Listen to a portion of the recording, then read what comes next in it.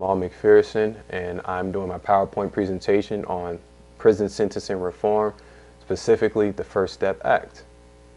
The First Step Act was signed into play to begin addressing the issues inside of federal prison systems, as well as those who were impacted by the mass incarceration epidemic back in the 1980s. The First Step Act is the first step into helping those in federal prison who were convicted of nonviolent drug crimes to transition back into society and to reduce recidivism.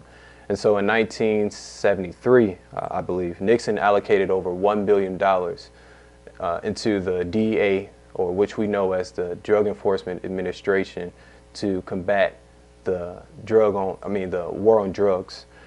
After President Nixon declared a war on drugs, the number of people incarcerated increased from 300,000 people to nearly 2.3 million. This is a staggering number given the fact that the United States hold 5% of the world's population, but also we hold 25% of the world's prison population. The United States has a crime rate that is lower than the international norm. And so, yet our incarceration rate is 6 to 10 times higher than the countries around the world.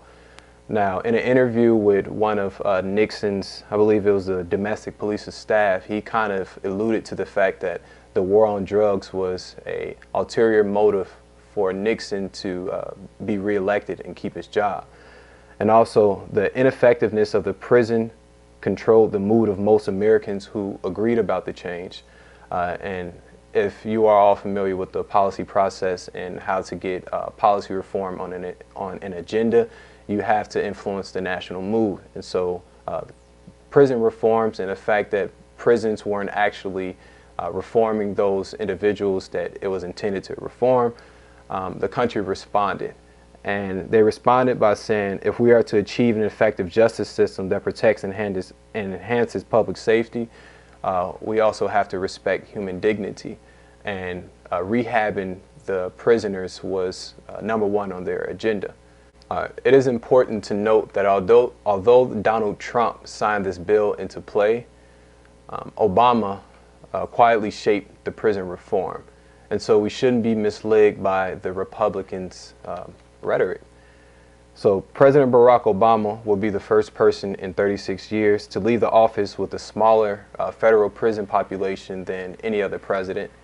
Obama also signed a bill that allocated roughly over 2 years to combat the growing drug epidemic. And so instead of treating this like a crime and a war on criminals, he treated it as if it was a public health issue, which I think is very important when it comes to drug abuse and drug usage. And the administration has dramatically increased public health spending for anti-drug efforts. Now we get into the Trump administration and we talk about the First Step Act. And the First Step Act is a significant bipartisan legislation promoting criminal justice reform. As I stated, the First Step Act was passed back in 2018. And it was passed after a overwhelming vote with Democrats, and we had some Republican supporters. And then also we had huge supporters, which surprised me, that the world's or the nation's largest private prison industrial system actually endorsed this First Step Act.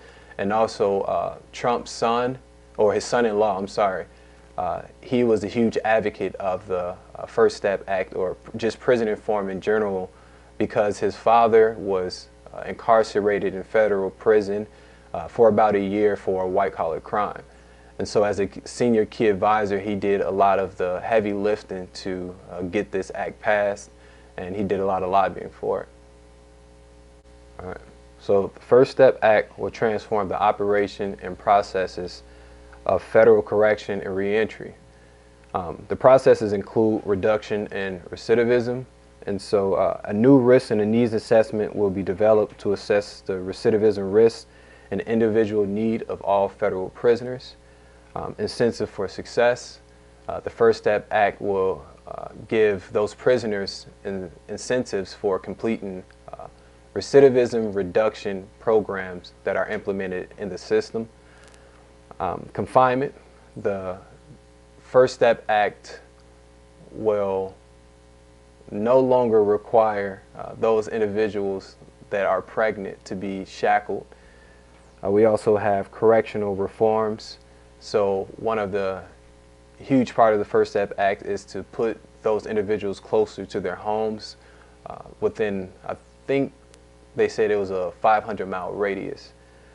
Sentencing reform, so they are reducing the mandatory minimums for nonviolent drug crimes, and also oversight. Providing statistical oversight of the program so that additional standards can be added to the First Step Act.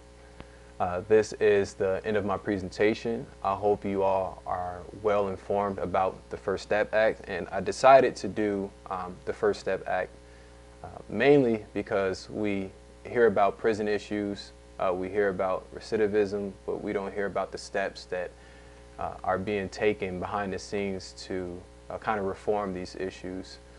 And so I decided to be the person to address a solution rather than focusing on a problem.